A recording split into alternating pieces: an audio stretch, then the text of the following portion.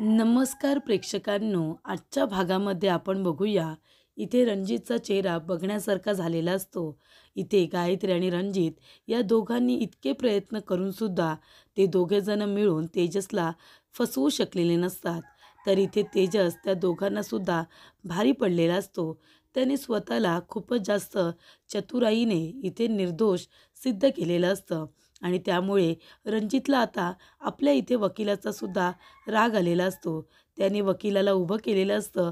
त्याच्या डोक्यावरती एक छोटी बाटली ठेवलेली असते आणि त्याच्यावरती बंदूक ताणलेली असते. तेव्हा इकडे वकील म्हणत असतात, "साहेब असं करू नका. तुमचा नेम चुकला तर मला गोळी लागू शकते." तेव्हा इकडे रणजित म्हणत असतो, की "तुम्हाला जर गोळी लागली ना, तर ती तुमच्या गुन्ह्याची शिक्षा असेल. ती तुमच्या चुकीची शिक्षा असेल. जे काही कोर्टात झालं ना, त्यानंतर तुम्हाला ही गोळी लागली तरीसुद्धा चालेल." तेव्हा इकडे आता गायत्री आलेली असते. त्याच्या हातातून बंदूक घेते आणि सरळ त्या वकिलांच्या पायावरती गोळी मारते आणि तीच बंदूक ती पुन्हा रणजितवरती ताणते आणि म्हणत असते, की इथे खूपच जास्त म्हणजे बंदुकीच्या गोळीच्या वेगाने इथे विचार करावा लागतो आणि त्या विचाराने इथे निर्णय घ्यावे लागतात. पण तुला ते कधीच जमणार नाही. तुला ते कधीही जमणार नाही आहे. त्याच्यामुळे तू सुद्धा आता जिवंत राहू नकोस. तुला सुद्धा मी मारून टाकणार आहे. कारण हार जरी तुझी झाली असली ना, तरीच्या हारच्या मागे चेहरा माझा आहे हे तू विसरू नकोस. आणि मला हारलेले चेहरे बघायला अजिबात आवडत नाही. मला नेहमी जिंकलेले चेहरे बघायला आवडतात. आणि ह्या वेळेला तो तेजस आणि ती मानसी हे दोघे जण जिंकलेत. कळते का तुला? तेव्हा इकडे आता रणजितला सुद्धा हे अजिबात पटलेलं नसतं, की तो तेजस जिंकलेला असतो. कारण ती मानसी जेव्हा कोर्टामध्ये सगळ्यांसमोर तेजसला जाऊन मिठी मारते, तेव्हा रणजितला वेगळाच राग आलेला असतो आणि त्यामुळे तो आता खूपच जास्त टेन्शनमध्ये असतो. तेवढ्यातच इथे छायाचा फोन येतो. छायाचा फोन आल्यानंतर इथे ती म्हणत असते, "दीदी दीदी." तेव्हा मानसी म्हणते, "हे बघ छाया, काहीतरी नॉनसेन्स सांगायला फोन केला असशील ना, तर फोन आत्ताच ठेव. कारण मी अजिबात बोलण्याच्या मनस्थितीत नाही आहे आणि नाही काही ऐकण्याच्या." तेव्हा छाया म्हणते, "अगं नाही दीदी, महत्त्वाचंच बोलायचं आहे. अगं हे काय चाललं प्रभुनिवासामध्ये? इकडे त्या मानसीला तात्यांनी सून म्हणून स्वीकारलंय. मंगलाष्टकासुद्धा बोलल्या जात आहेत आणि तात्यांनी तेजस आणि मानसीच्या डोक्यावरती इथे अक्षतासुद्धा टाकले आहेत. अगं तू लवकर घरी ये." तेव्हा गायत्री म्हणते, "बघितलंस ना तू? अरे तिकडे आता मानसीला सून म्हणून सुद्धा स्वीकारले रे. तू काही करू शकला नाही आहेस. छाया जे काही बोलली ते तू ऐकलंस ना? मी तुला आता मारणारच होते. पण हे सगळं ऐकल्यानंतर तू ऑलरेडी मरून गेलायस. आता मेलेल्या माणसाला काय मारू? बरोबर की नाही?" तेव्हा इकडे गायत्री त्याच्या हातामध्ये बंदूक देऊन सरळ तिथून निघून जाते. तेव्हा इकडे आता रणजितने तीच बंदूक स्वतःच्या डोक्यावरती ठेवलेली असते आणि तो स्वतः आता इथे स्वतःलाच मारण्याचा प्रयत्न करत असतो. इतका त्याला आता आपली हार झाल्यामुळे राग आलेला असतो. तर इकडे सुयोगने छान पद्धतीने तेजसला इथे परफ्यूम वगैरे मारलेला असतो. परफ्यूम वगैरे मारल्यानंतर तेजस म्हणत असतो, "अरे काय करतोयस तू? किती फासणार आहेस आता? हे तुमच्या लोकांचं काय चाललंय ना? मला खरंच कळत नाही आहे. तुम्ही माझं आणि मानसीचं पुन्हा एकदा लग्न लावून द्यायला निघालेत का?" तेव्हा इकडे सुयोग म्हणतो, "अरे असं काय करतोयस? तू जिंकलायस ना? तू निर्दोष सिद्ध झालायस. मग आता तू जिंकलायस. मग ह्याच्यामध्ये मानसी वहिनीचा सुद्धा वाटा आहे. मग आता ती सुद्धा जर उत्सव मूर्ती आहे, तर दोघांनी छान तयार व्हायला नको का? कौतुक सोहळा तुमच्या दोघांचा झाला पाहिजे." तेव्हा इकडे तेजस म्हणतो, "ते बरोबर आहे रे सगळं, मला माहिती आहे. त्यांच्यामुळेच मी जिंकलोय. पण तुला सांगू का? मला आता ना फक्त माझं जिंकणं नको आहे रे.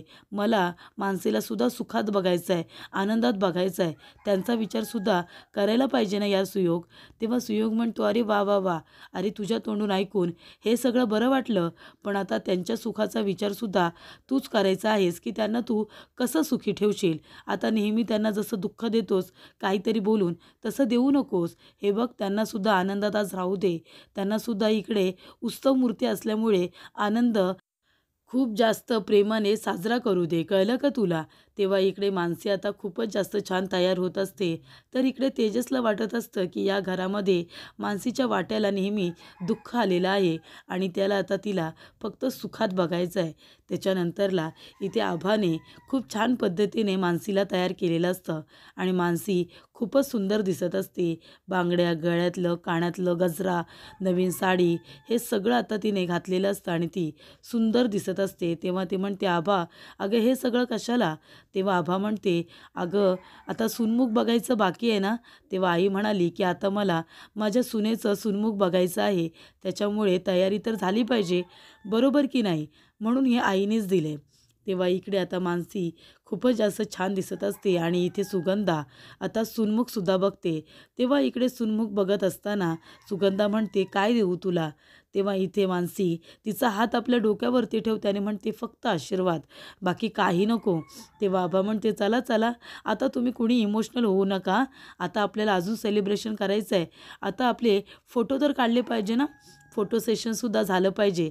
तेव्हा इकडे आता तेजस म्हणत असतो की मला आहे ना तुमच्या सगळ्यांजवळ काहीतरी महत्त्वाचं बोलायचं आहे आणि मानसी तुमच्याजवळसुद्धा मला महत्त्वाचं बोलायचं आहे. जे आत्तापर्यंत तुम्हाला सांगितलं नाही ते मला आता सगळ्यांच्या समोर तुम्हाला सांगायचं आहे. तेव्हा सुयोग म्हणत असतो, "अरे मित्रा, असं काय करतोयस तू? अरे असं करू नकोस. आता काय बोलायचं आहे तुला मानसीबरोबर? हे बघ, जे काही बोलायचं आहे ते नंतर बोल, नाहीतर बोलूच नकोस. एवढा आनंदाचा क्षण आहे, आता आपण तो आनंद साजरा करूया ना." तेव्हा इकडे मानसीसुद्धा दुःखी झालेली असते की आत्ता तेजसला काय बोलायचं आहे? पुन्हा सोडून जा वगैरे बोलतोय की काय? मी तुमच्या लायकीचा नाही आहे बोलतोय की काय? अशी भीती तिला वाटत असते. तेव्हा तेजस म्हणतो, "या ना, तुम्ही सगळेजण इकडे उभे राहा आणि मानसी तुम्हीसुद्धा इथे उभे राहा. मला तुमच्याशी खूप महत्त्वाचं बोलायचं आहे."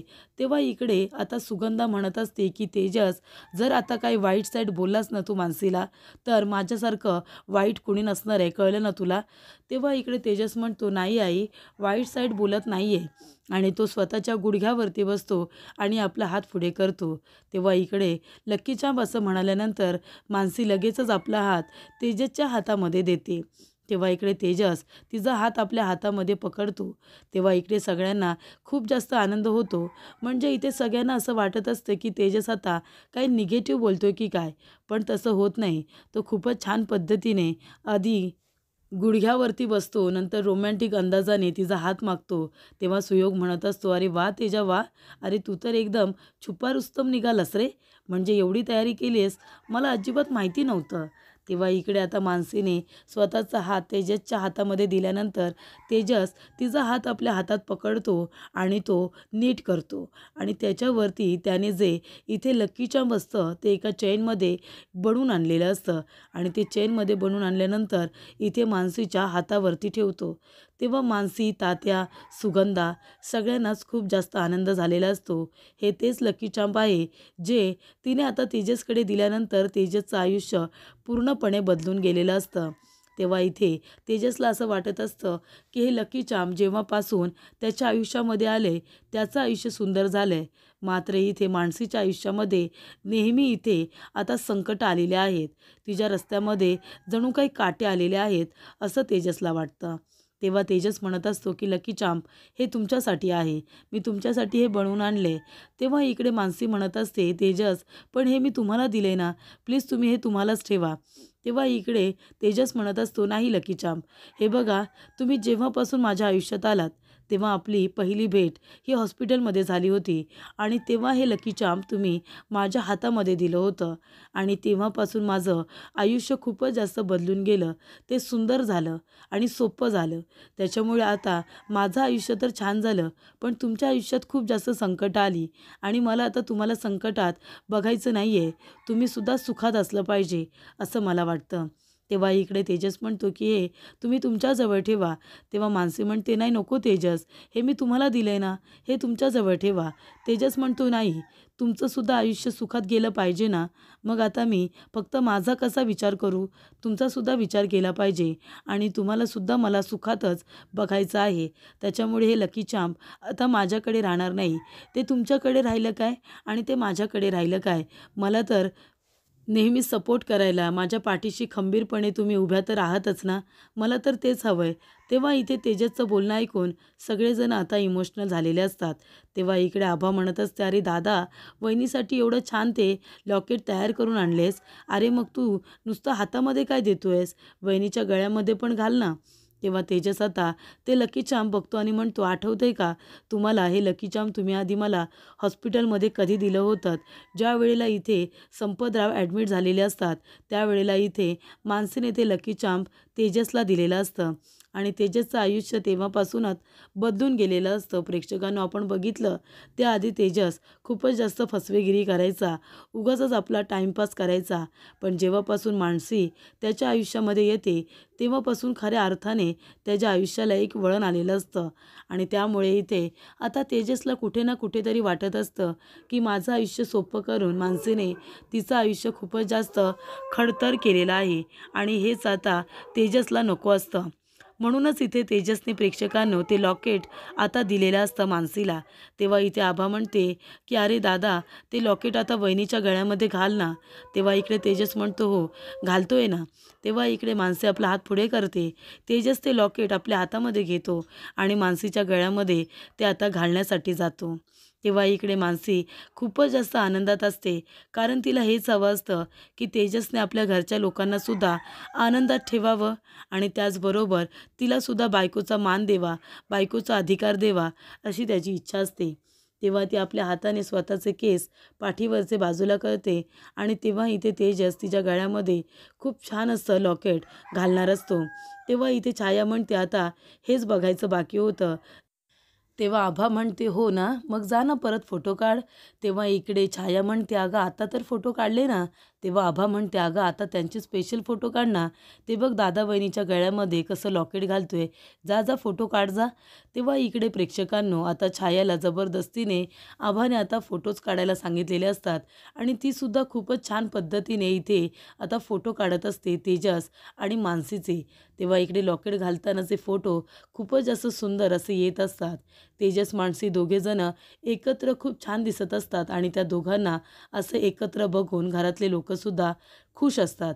तर इकडे मानसीचा सून म्हणून स्वीकार केलेला असतो. तात्यासाहेबांनी मानसी आणि तेजसच्या डोक्यावरती अक्षता टाकलेल्या असतात आणि दोघांना इथे नवरा बायकोचा मान दिलेला असतो आणि त्याचबरोबर इथे मानसीला सुनेचा दर्जा दिलेला असतो, जो की आत्तापर्यंत मानसीला दिलेला नसतो. पण तेजसला इथे एकदम व्यवस्थित रस्त्यावरती आणण्यासाठी आणि बायको म्हणून त्याची जी साथ मानसीने दिलेली असते, त्यामुळे तात्यांना कळलेलं असतं की तेजसला बायको म्हणून मानसी एकदम परफेक्ट मुलगी आहे. कारण ती तेजसला व्यवस्थितरित्या इथे सांभाळू शकते आणि कितीही कठीण प्रसंग आला तरी त्याची साथ कधीही सोडणार नाही. संकटामध्ये त्याला एकटं कधीच सोडणार नाही. उलट त्या संकटामधून आता तेजसला बाहेर कसं काढायचं यासाठी ती झटत असते. तर इथे प्रेक्षकांनो खूपच जास्त प्रेमाने इथे आता तेजसला मानसीने ते लॉकेट घातलेलं असतं, ते लकी चार्म घातलेलं असतं आणि त्यामुळे इथे मानसीलासुद्धा आनंद होतो की तेजस मानसीच्या सुखाचा विचार करतोय. त्यानंतरला इकडे तेजस म्हणत असतो की "चला, आता मला तुमच्यासाठी जे करायचं होतं ते करून झालंय." तेव्हा आभा म्हणते, "अजून नाही, आता आपल्याला सगळ्यांना फॅमिली फोटो काढायचा आहे. चल छाया, फोटो काढ आमच्या सगळ्यांना." तेव्हा इकडे सगळेजण एकमेकांच्या शेजारी उभे राहिलेले असतात. इथे तात्यांनी सूरजच्या खांद्यावरती हात ठेवलेला असतो. तेव्हा सूरज खूपच जास्त खुश होतो. त्यानंतर इकडे छाया त्यांचा खूप सुंदर असा फॅमिली फोटो काढते. आभा म्हणत असते की "दादा, अरे वहिनीच्या खांद्यावरती हात ठेव ना." तेव्हा इकडे मानसीच्या खांद्यावरती सुद्धा त्याने हात ठेवलेला असतो आणि खूप सुंदर असा फोटो त्याने काढलेला असतो. तेव्हा इथे आता सुयोग म्हणत असतो की "खूपच छान वाटतंय माझ्या मित्राला असं आनंदात बघताना." त्यानंतरला इकडे छाया म्हणत असते की "झाले आता 100 फोटो काढलेत, बास झाले ना आता." तेव्हा इकडे आबा म्हणते, "नाही ठीक आहे ना, पण आता गायत्री वहिनी आणि दिनेश दादा इथे नाही आहे ना, ते दोघंजण आल्यानंतर आपण पुन्हा एकत्र उभे राहू आणि मग फॅमिली फोटो काढू. मग तो आपला फॅमिली फोटो आहे ना, तो आपण चेंज करूया आणि मग आता हा लावायचा." त्यानंतरला मानसी म्हणत असते, "नाही, तोपर्यंत आपला फॅमिली फोटो व्यवस्थित होणारच नाही आहे, जोपर्यंत गीता वहिनी येत नाही. गीता वहिनी जेव्हा घरामध्ये येतील ना, तेव्हा खऱ्या अर्थाने आपला फॅमिली फोटो हा तयार होणार आहे. बरोबर की नाही आई?" तेव्हा इथे सुगंधा म्हणते, अगदी बरोबर. त्यानंतरला इकडे सगळेजण बोलत असताना गायत्रीची एंट्री होते. गायत्री घरामध्ये आल्यानंतर इथे आता सगळ्यांना एवढं आनंदात बघून तिला खूपच जास्त राग येतो आणि सरळ ती आता तिथून निघून जात असते.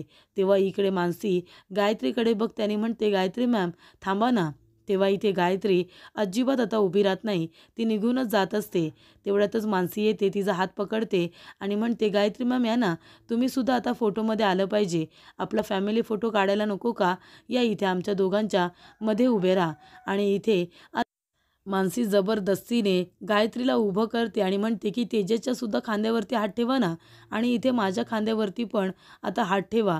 आणि तिचा हात पकडून तिच्याबरोबर फॅमिली फोटो काढते. फॅमिली फोटो काढल्यानंतर लगेचच गायत्री तिथून निघून जात असते.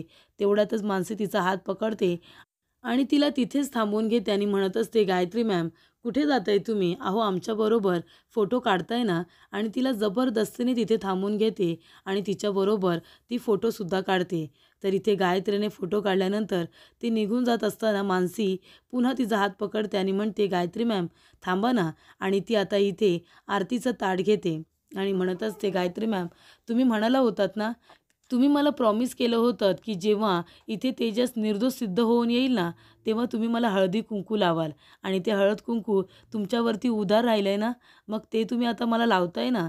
तेव्हा इकडे मानसी म्हणते की तुम्ही मला म्हणाला होतात की तेजस हरल्यानंतर पाठवणीचा आहेर घे आणि तुझ्या माहेरी निघून जा म्हणून. पण मी तुम्हाला सांगितलं होतं की तेजस निर्दोष सिद्ध होतील आणि मी पाठवणीचा आहेर घेऊन जाणार नाही, तर हळदी कुंकू लावेन जे तुमच्यावरती उधार आहे. तेव्हा इकडे आता गायत्री तिला म्हणालेली असते की हे हळद कुंकू मी तुला तेव्हाच लावेन जेव्हा हे घर मी पाडेन. आणि हे घर जेव्हा मी मुळासकट पाडेन ना, तेव्हा मी तुला हे हळदी कुंकू लावेन.